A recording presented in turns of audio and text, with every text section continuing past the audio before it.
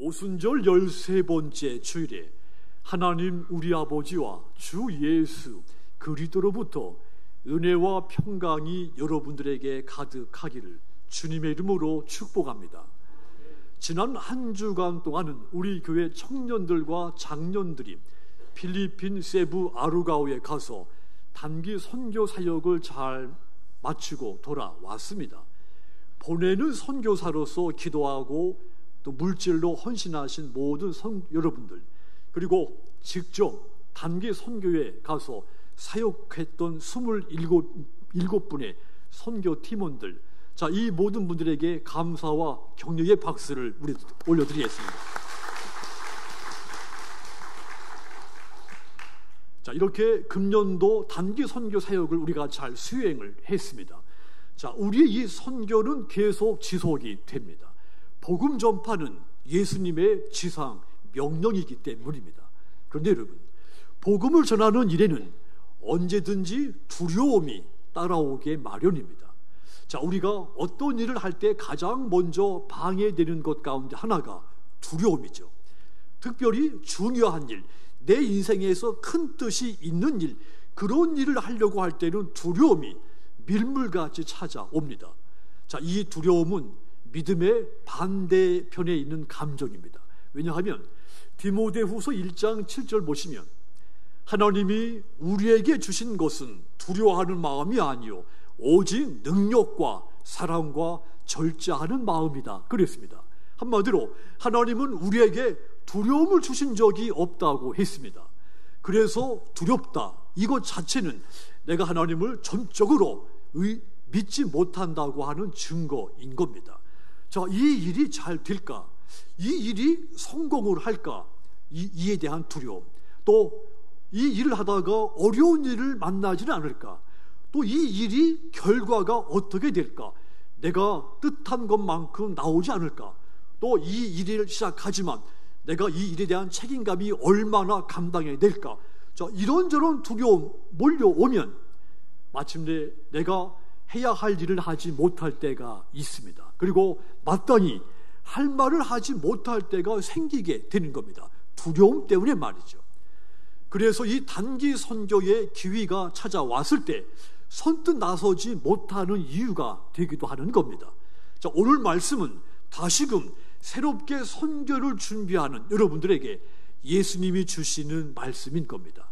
마태복음 10장은 예수님께서 12 제자들을 부르시고 제자로서의 삶을 어떻게 살 것인가를 가르쳐 주신 메시지입니다. 특별히 이 말씀은 전도하러 떠나는 그 제자들에게 주신 말씀입니다.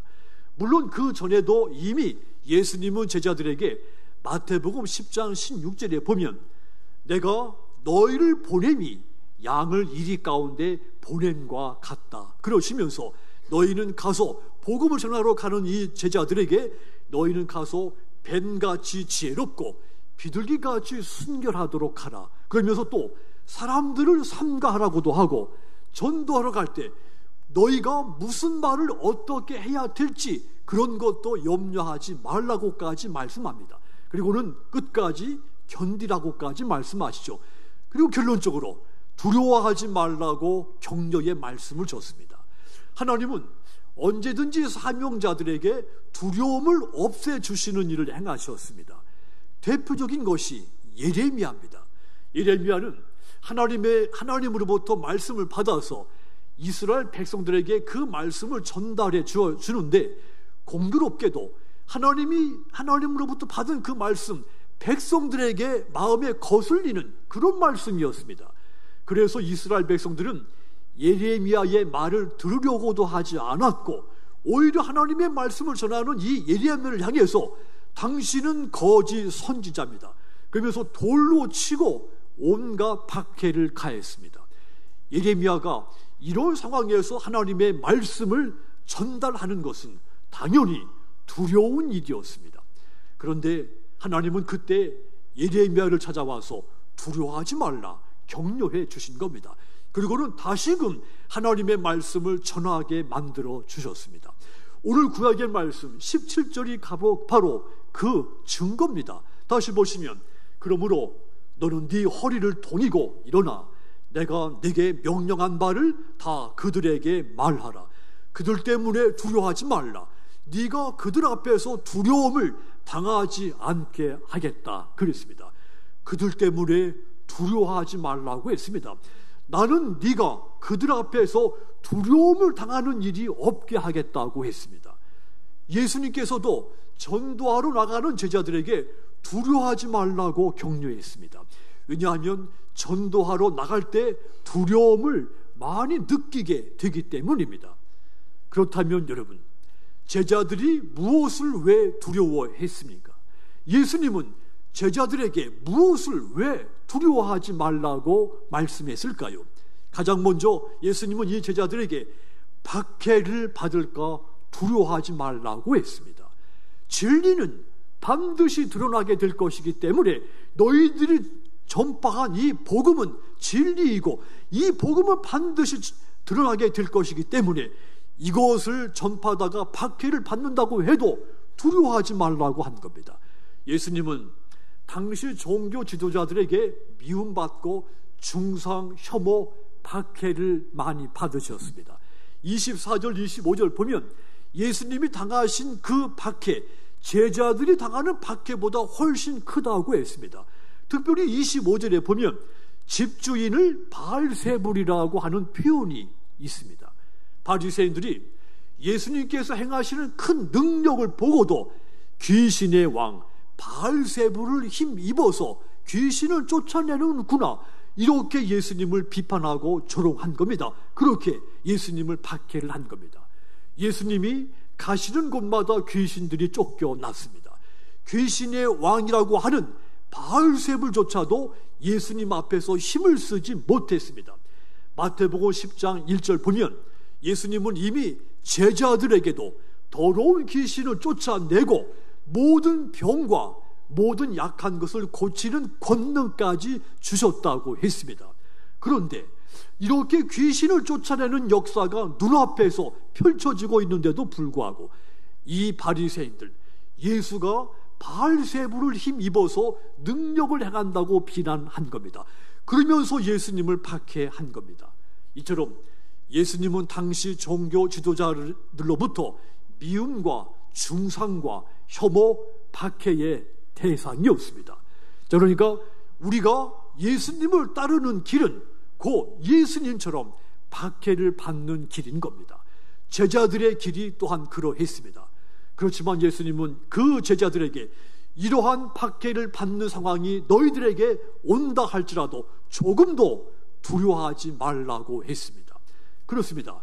예수님도 박해를 받으셨는데 우리가 박해를 받는 것 너무도 당연하다는 마음을 가져야 되는 겁니다.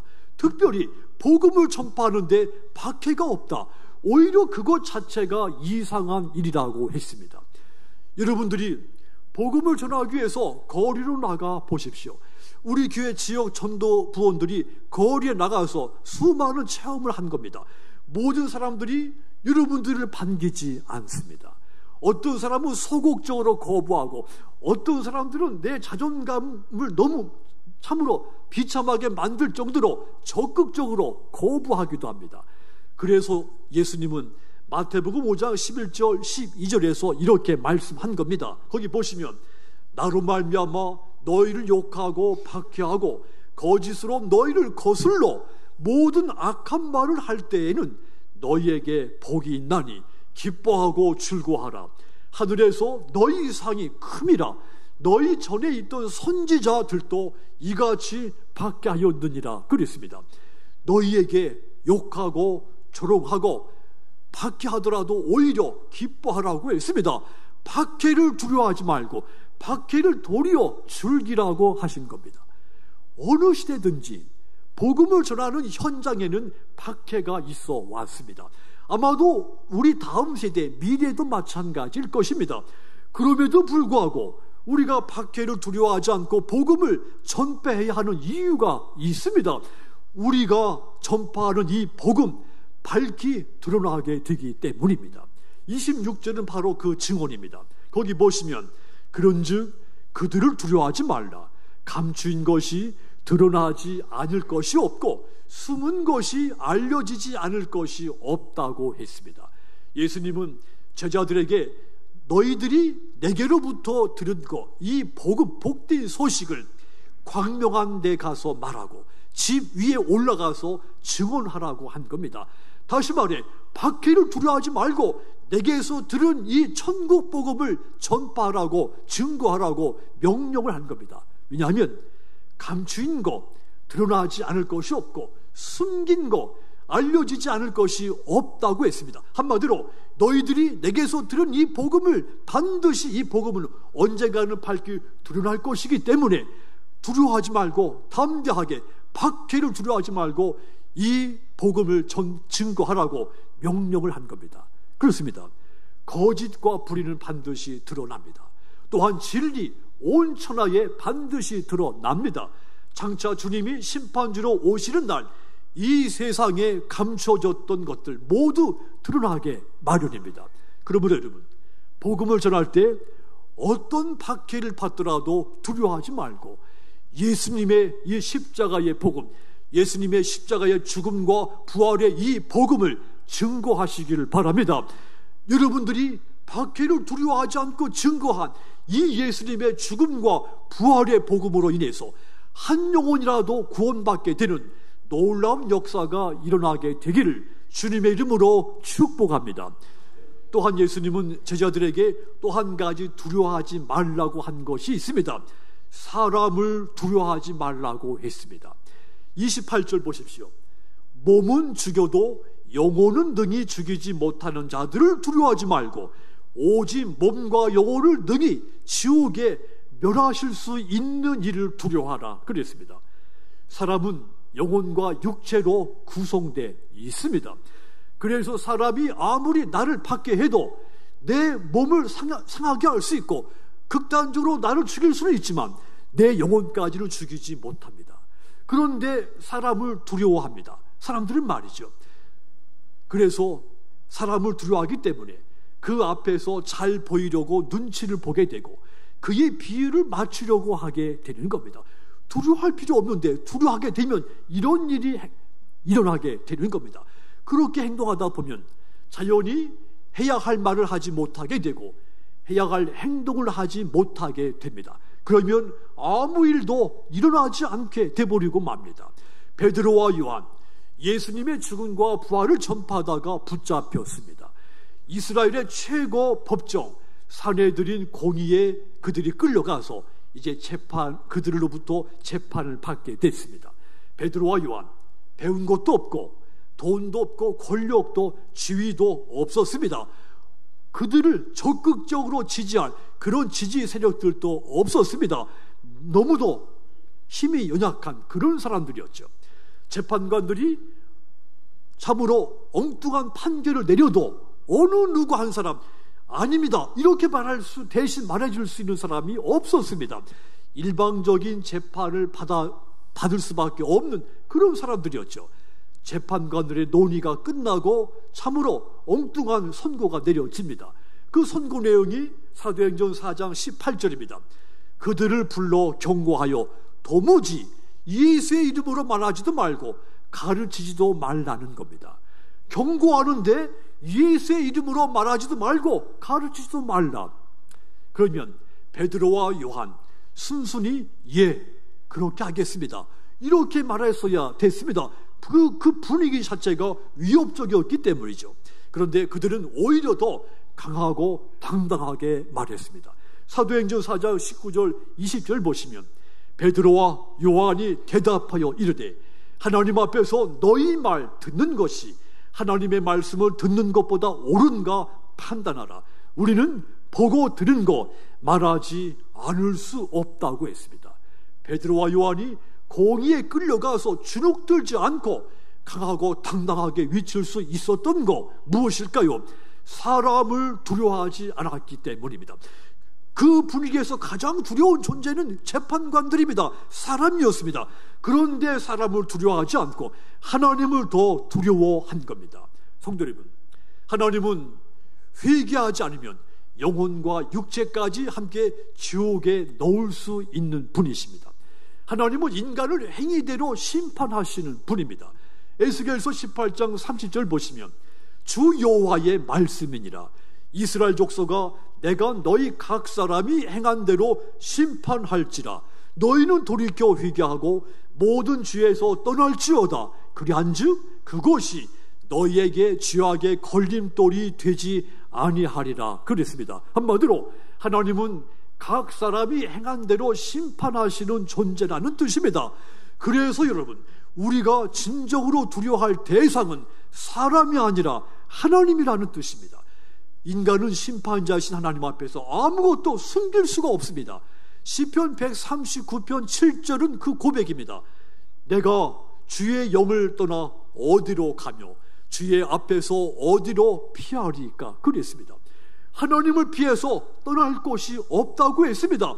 그래서 우리가 두려워해야 할 것은 사람이 아니라 하나님이신 겁니다. 그러므로 이 세상이나 이 세상의 사람을 두려워하지 마십시오. 오직 하나님만 두려워하십시오. 심판주로 오실 그 예수님을, 하나님을만 두려워하며 그 예수님을 전파하시기를 부탁드립니다. 그리하여 많은 사람들 예수의 이름으로 구원받게 만드시는 저와 여러분들이 다 되시기를 주님의 이름으로 축원합니다. 또한 예수님은 제자들에게 목숨을 잃을까 두려워하지 말라고 했습니다. 목숨을 잃을까 두려워해야 할 분위기 속에서 예수님은 그 제자들에게 너희 목숨 잃을까 두려워하지 말라고 한 겁니다. 31절 보십시오. 우리 함께 읽겠습니다. 두려워하지 말라. 아멘. 두려워하지 말라. 너희가 참새보다 귀하지 않느냐. 저와 여러분은 하나님께서 귀하게 여기시는 존재입니다. 하나님의 거룩하고 아름다운 형상으로 지음받았기 때문입니다. 그래서 우리의 머리털까지 다 세신 바 됐다고 했습니다. 이것은 피조물에 불과한 우리에게 크고 놀라운 은혜입니다. 우리의 생명이 하나님의 손에 달려 있다는 뜻입니다. 또한 그분은 우리의 속사정을 속속들이 다 아신다는 뜻이기도 한 겁니다. 우리가 꼼꼼 숨겨놓은 곳조차도 하나님은 모르시지 않습니다. 우리는 한치 앞도 알 수 없습니다. 더군다나 내일 내게 어떤 일이 일어날지 우리는 알 수가 없습니다. 하지만 나를 지으신 하나님은 나의 한치 앞을 다 아시며 나의 내일 일에 대해서 완전히 아시는 분입니다. 그렇다면 우리가 목숨을 잃을까 두려워할 필요가 없는 겁니다. 그분께서 나의 체질도 아시고 나의 약한 것도 아시고 내 믿음이 부족한 것도 다 아시는데 내가 왜 그분 앞에서 염려하고 두려워합니까? 내가 목숨을 잃을까 왜 두려워 떠느냐 그 말입니다. 하나님께서 이렇게 섬세하게 우리를 보살피고 계시는 겁니다. 보통 때도 우리의 목숨을 보살피실진데 하물며 우리가 예수님의 십자가의 죽음과 부활 이 복음을 전파하는데 어찌 그것 때문에 핍박을 받고 목숨을 잃을까 두려워하느냐 그 말입니다. 29절 보십시오. 참새 2마리가 한 아사리온에 팔리지 않느냐. 그러나 너희 아버지께서 허락하지 아니하시면 그 하나도 땅에 떨어지지 않는다 그랬습니다. 그렇습니다. 사람의 죽고 사는 일, 이것은 사람이 주장할 수 있는 일이 아닙니다. 부모님이 나를 이 땅에 출생하게 하셨지만 그 부모님들이 내 목숨을 좌지우지할 수가 없는 겁니다. 참새 한 마리도 하나님이 허락하지 않으면 땅에 떨어지지 않는데 하물며 천하보다 더 귀한 한 사람 한 사람 그의 죽고 사는 것이 어찌 하나님의 주관 속에 있지 않을 수 있겠느냐 그 말입니다. 우리의 목숨 사람에게 속한 것이 아닙니다. 하나님의 창조주 그 하나님께 속한 것이니 목숨을 잃을까 두려워할 필요가 없는 겁니다. 다니엘과 그의 세 친구 왕의 큰 심상 앞에서 절을 하지 않는다고 해서 풀무불 속에 던져지게 됐습니다. 관리들이 풀무불을 평소보다 7배나 더 뜨겁게 달구어 놓고 다니엘과 세 친구들에게 금심상 앞에 절하라고 명령을 했습니다. 정말 목숨이 두려울 수밖에 없는 그런 순간을 맞이한 겁니다. 그런데 그들은 전혀 요동하지 않았습니다. 조금도 두려워하지 않았습니다. 그들이 어떻게 목숨을 두려워하지 않을 수 있었을까요? 하나님이 허락하지 않으면 우리의 목숨 결코 헛되지, 목숨을 잃지 않을 것이다. 확실한 신앙이 있었기 때문입니다. 다니엘서 3장 17절 보십시오. 왕이여, 우리가 섬기는 하나님이 계시다면 우리를 맹렬히 타는 풀무불 가운데서 능히 건져내시겠고 왕의 손에서도 건져내실 것이다 고백했습니다. 우리가 섬기는 하나님, 그분은 맹렬히 타는 풀무불 가운데서 우리를 능히 건져내실 것이라고 확실하게 믿은 겁니다. 그들은 목숨에 대한 두려움을 극복하고 풀무불 속에 들어갔습니다. 그래서 어떻게 됩니까? 그 극렬한 풀무불도 그들을 사르지 못했습니다. 성경은 그들의 머리털 하나도 머리털 그 한 가닥도 그을리지 않았다고 했습니다. 그들은 살아나와서, 기적같이 살아나와서 살아계신 하나님을 찬양하고 증거를 했습니다. 성도 여러분, 하나님이 허락하지 않으면 누구도 죽지 않습니다. 하나님이 허락하지 않으면 누구도 인생이 망가지지 않습니다. 그러므로 목숨을 두려워하지 마십시오. 제가 목포에서 두레교회를 개척하고 목회할 때 근무력증, 불치병입니다. 자, 이 병으로 오랫동안 투병하던 권사님이 계셨습니다. 자, 이분이 그 감기 때문에 병원에 입원했는데 그 병원에서 심정지가 온 겁니다. 자, 이 심장이 멈췄는데 5분이 지나도록 아무도 그 사실을 몰랐습니다. 뒤늦게 심폐소생술로 이제 호흡은 돌아왔는데 이 뇌 MRI로 뇌를 이제 촬영을 했죠. 그랬더니 심정지 기간이 3분, 4분 이상 지나면 불가능하답니다. 5분이 지났기 때문에 뇌의 산소 공급이 완전히 끊겨서 이분이 의식이 돌아올 확률은 0이고, 돌아온다 하더라도 기적같이 의식이 돌아와도 아마도 6살 이하의 지능으로 돌아올 것이다. 그렇게 진단한 겁니다. 약 보름 기간 동안 온 교회가 이 권사님을 위해서 정말 뜨겁게 간절히 기도했죠. 생명이 하나님께 있으니 하나님이 고쳐주시기를 간곡히 기도를 했습니다. 그런데 제가 보름 후에 중환자실 신방 갔더니 이 권사님이 두 눈을 부릅뜨고 목사님 감사합니다, 이렇게 인사를 하는 겁니다. 이 권사님이 모든 것이 회복이 된 겁니다. 기억력도 완전히 회복이 됐고, 그 의사 선생님이 말한 것들을 반대로 거꾸로 모든 것이 정상으로 돌아와 있는 겁니다. 생명이 하나님께 있다고 하는 확신이 들었습니다. 그러므로 여러분, 이 땅에서 크리스찬으로 살다가 목숨을 잃을까 두려워하지 마십시오. 우리의 목숨은 하나님의 손에 달려 있습니다. 그러므로 여러분, 목숨을 걸고 예수 믿고, 목숨을 걸고 복음을 전파하고, 목숨을 걸고 직분을 감당하시도록 부탁을 드립니다. 그런 여러분들을 통해서 하나님의 나라가 이 땅에 세워지고 확장되기를 주님의 이름으로 축복합니다. 사랑하는 성도 여러분, 두려움은 믿음의 정반대편에 있는 감정이라고 했습니다. 두려워한다는 것 자체가 하나님을 전적으로 믿지 못하다고 하는 증거이기 때문입니다. 제자들이 두려워했을 때 그들이 예수님을 온전히 믿지 못할 때였습니다. 제자들이 두려워하지 말아야 하는 것, 박해와 사람과 목숨을 잃을 것 같은 것이라 했습니다. 똑같이 우리가 두려워하지 말아야 하는 것, 박해, 사람, 목숨을 잃을 것 같은 그것입니다. 이 두려움들 다 극복하시고 예수님의 제자가 되셔서 이 땅에 하나님의 나라를 세우고 확장시키는 헌신된 저와 여러분들이 다 되시기를 주님의 이름으로 축복합니다.